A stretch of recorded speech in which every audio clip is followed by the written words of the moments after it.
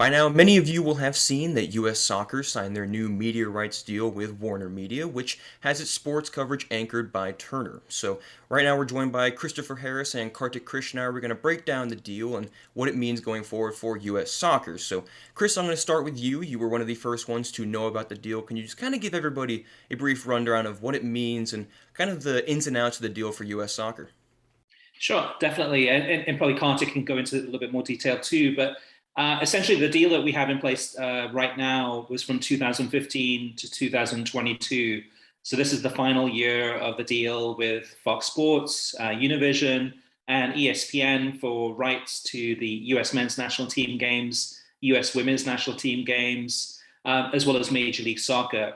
Well, this year it's different because Soccer United Marketing and US Soccer made the decision to basically to split, to not partner anymore. So Major League Soccer for 2023 onwards will have its own TV deal, and US Soccer now today with the announcement has its own TV deal, and this TV deal and streaming deal is with WarnerMedia. So for 2023 onwards, if you're going to be watching US men's national team games and the women She Believes Cup, US Open Cup, etc. These games will be on WarnerMedia, which encompasses quite a large number of different broadcasters.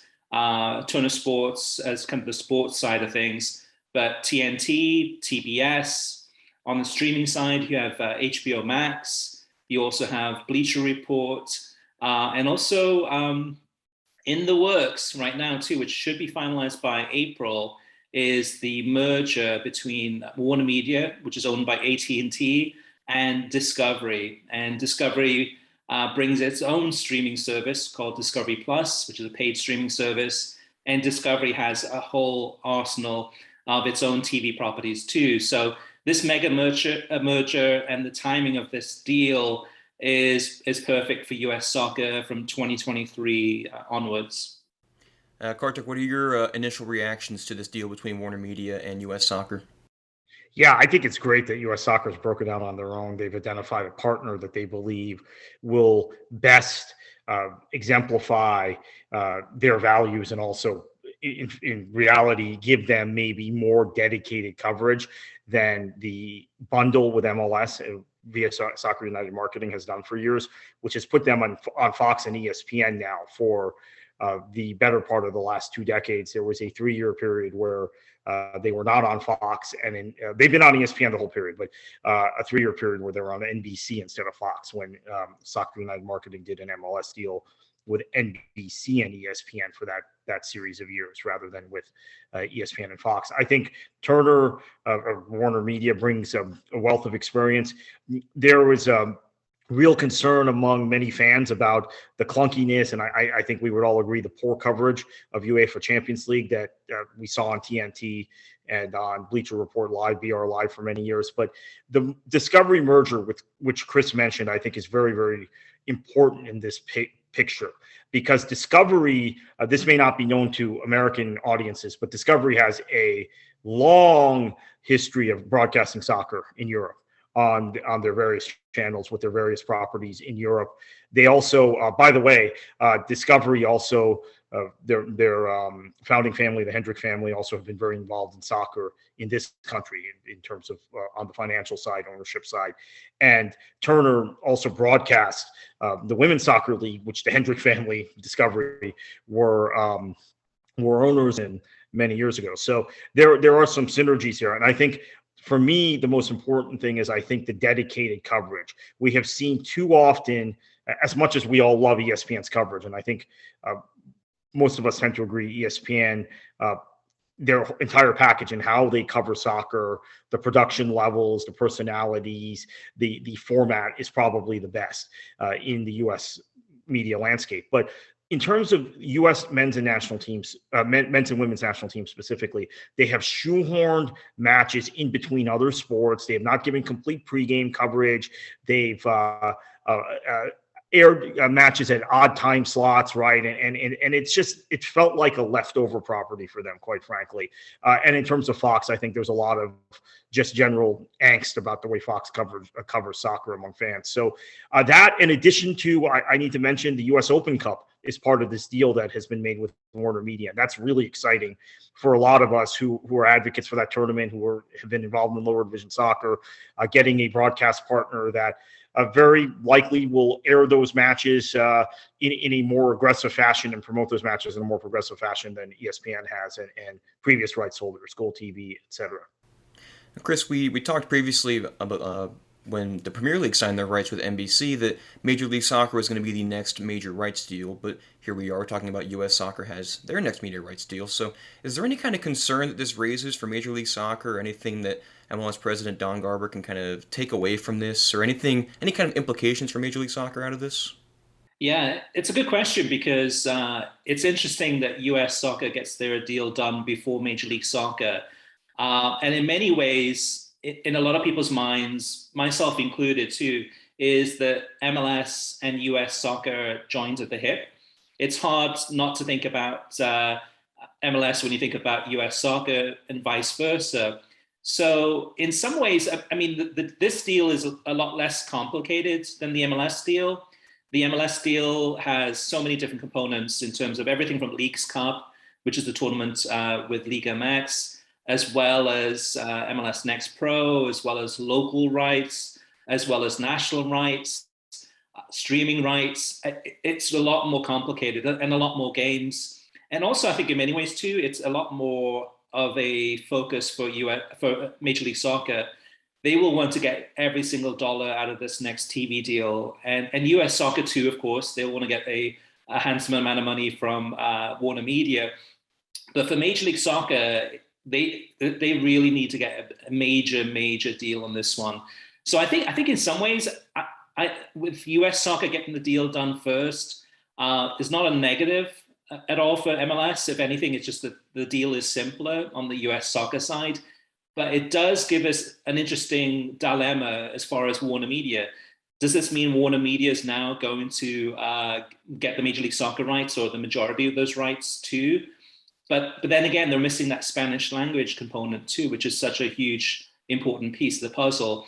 So it's fascinating. I'm sure Major League Soccer is looking at this thinking, okay, WarnerMedia, you paid a lot of money for US Soccer rights. If you want MLS, which is a beautiful partnership between the two of them, I mean, it makes sense to have MLS rights and US Soccer rights, then go ahead and pay up and pay more than all of the other bidders.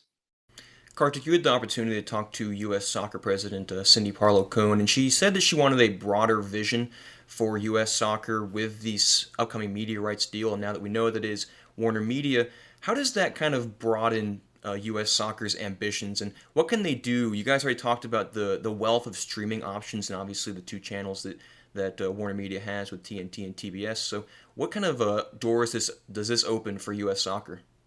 Well, I think it gives them an opportunity on both the broadcast side, the linear side, and the streaming side to probably have more bumper programming and have matches maybe at very natural start times. I mean, I think what we've seen with World Cup qualifying for the U.S. is if the match is on ESPN, the start time is dictated by what other events ESPN has. So that's actually affecting the competition too, like the actual on-pitch competition, because ESPN is showing a college basketball game at 9 or a Major League Baseball game at some point or whatever. So I think that was one of the things. I think one of the points President Parlow-Cone wanted to make to me was the broader vision really involves showcasing U.S. Open Cup, showcasing She Believes Cup, which is a tournament U.S. Soccer holds every year, obviously just concluded this year.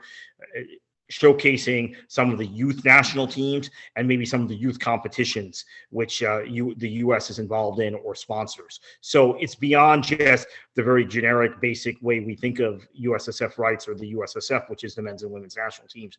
There's a much broader component to that. And U.S. Open Cup, I should mention, is one of the oldest cup competitions, domestic cup club competitions in the world.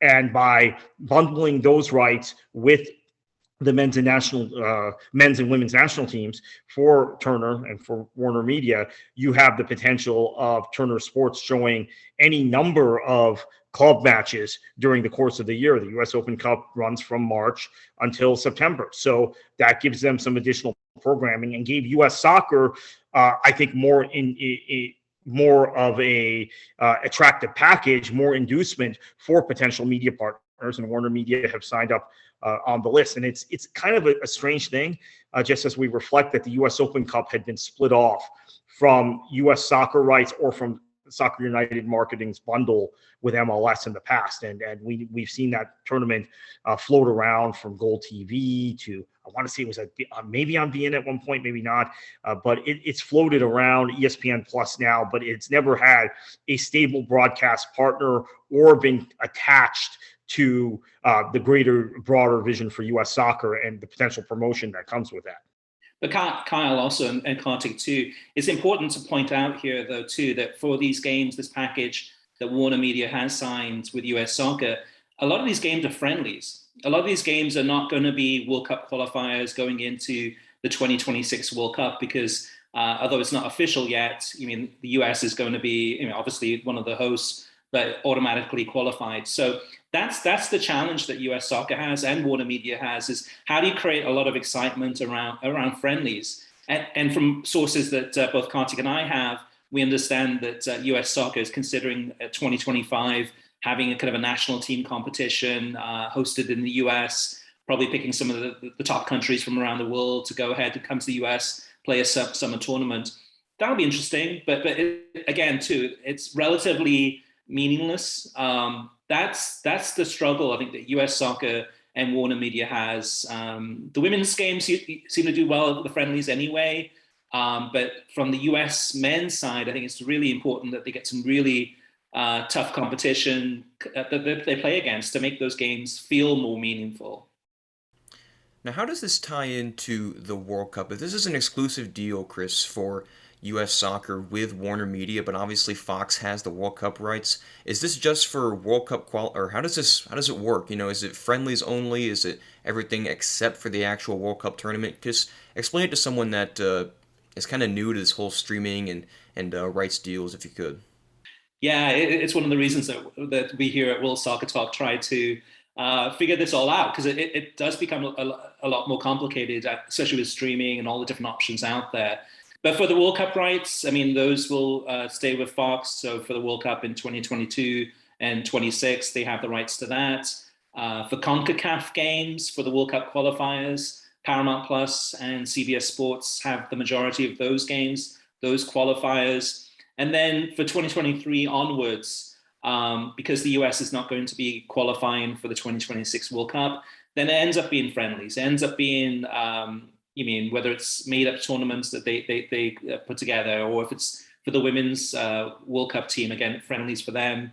She Believes Cup is a good example of a friendly tournament. And I'm sure that maybe they're looking to create something on the men's side.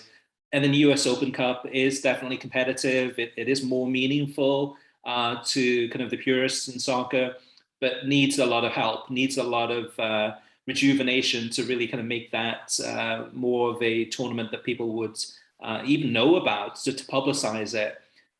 So yeah, it is complicated. There are so many different options, viewing wise, and in terms of the rights and who has the rights. So yeah, definitely from World Soccer Talk's point of view, that's something we always, in terms of the websites, the podcast, etc., try to kind of break down, because with all the schedules that we have, to make it as easy as possible to understand. So hopefully, Kyle, that helps a little bit. Yeah, for sure. And Kartik, I'll wrap up with this. You already mentioned how BR Live, Bleacher Report Live, had the Champions League rights not too long ago, and that really rubbed a lot of people the wrong way. So with this WarnerMedia rights deal with U.S. Soccer, how do they kind of grow from the experience that they had with the Champions League and BR Live in order to make a product that a lot of fans of U.S. Soccer can enjoy thoroughly? Yeah, I think that they're done trying to use mainstream properties to promote BR Live, and unfortunately or fortunately, depending on your perspective, UEFA Champions League rights, Europa League rights were acquired right as WarnerMedia was making that push for the BR Live platform. Now that's been folded. In fact, effectively. And so you've got a situation now where I think they're going to be much more traditional and conservative in their coverage, much like you see, maybe conservative is the wrong word, but traditional would be maybe a better word. The way you see MLB and NBA covered on Turner Sports. They've recently acquired a piece of the NHL package, and that is a more traditional brand of coverage. And by the way, Liam McHugh, who did a lot of Premier League for NBC, is now at Turner and doing the NHL there. And it was presumed that he may have been the host of WarnerMedia, had acquired Premier League rights, which, as we know, as we've talked about on World Soccer Talk, they were very close to acquiring. One other note on the general broadcast landscape: the CONCACAF Nations League still exists, and Paramount Plus / CBS Sports have the rights currently. There is another rights cycle for that competition before 2026. And it is possible WarnerMedia will jump into the fray for that and try and take that from CBS, which would give it some synergies with this U.S. soccer package, and also effectively give them more meaningful matches than just the friendlies that Chris talked about. So that's still on the landscape. That's something that's separate from the U.S. soccer package that will come up, I'm told, by CONCACAF very soon. And I think it's for the 2025, 2024, 2025. The calendar is kind of jumbled in my head, but there's a cycle of CONCACAF Nations League to come, which has not yet been given to CBS. And then, Kyle, just to add to that too, in terms of the question about BR Live, it's definitely a great question. There's a lot of kind of bad memories in a lot of soccer people's minds in regards to that. I think the big thing coming out of that, though, too, is back when Bleacher Report and Turner Sports did acquire the rights to the Champions League, they felt that they could do it better. They felt that they knew how to broadcast sports. They felt that they were kind of, they didn't need any help. They didn't need any guidance. They had it under control. So I think in many ways, I mean, going into this new deal in 2023, I hope that they really kind of think about it a little bit more closely and kind of think about, hiring the right talents, making the right decisions, and then also kind of trying to communicate with soccer fans and trying to get an understanding of what they like to watch and how they like the coverage to be, because I think it's important that they learn from their lessons in the past. It is a new company. It is a very different company than 2 years ago when it was Bleacher Report and Turner Sports. And with this merger and acquisition, and the merger with Discovery, I think it's really important that they take a step back and really think about covering the world's game, and in this regards, U.S. soccer and the U.S. Open Cup, because there's a huge opportunity here. Yeah, real quickly, guys, I think that's a huge piece of this that fans need to recognize, is that the merger with Discovery, in spite of the fact in the U.S. they've been identified just with educational and documentary programming, nature, etc. And learning programming. They have a wealth of experience covering soccer in Europe, and have covered it in a very traditional, very a way that is pleasing to European audiences, which means that they know how to cover the sport. So I assume some of that production expertise and some of that experience will be built into the new coverage of the U.S. soccer package on WarnerMedia. And also, they have now several months, including a World Cup that is going to take place in Qatar in 2022, to ramp up their coverage and observe and learn from what in particular Fox does with that coverage of the World Cup in the fall of 2022, and make some decisions based on it: hiring decisions, production decisions, stylistic decisions, etc. Right. Well, fingers crossed that it all works out for U.S. Soccer and WarnerMedia with this new rights deal that, if I'm correct, begins in 2023. Right, Chris? That's right. Yeah, gotcha. January 1st, 2023. Will do. I want to thank you all for watching. Make sure to head over to worldsoccertalk.com to stay updated with every single rights deal, especially this one with WarnerMedia and U.S. Soccer. And thank you for watching. Chris and Kartik, thanks for talking, and looking forward to what you guys put out there about this rights deal. Anytime. Thank you. Thank Thanks, you. Kyle.